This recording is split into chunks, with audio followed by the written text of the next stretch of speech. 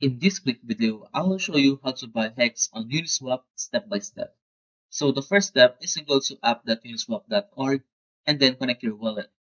You can choose any of this wallet, but we're going to use MetaMask wallet. Then choose your network. So I'm using Polygon network. Then go to swap here, click here, and then type down Hex. Click here, and then type the amount of Matic you want to swap. So make sure that you leave enough Matic in your MetaMask wallet because you're going to use it for the gas fee. So for example, I want to swap 0.20 Matic. Click swap, click confirm swap, then click confirm. You can add Hex if you don't have a Hex token in your MetaMask wallet. Just click here, click add token, go to your MetaMask wallet,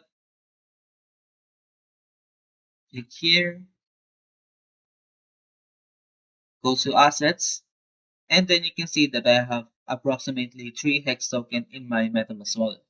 And if you have any questions about how to buy Hex on Uniswap, leave a comment below.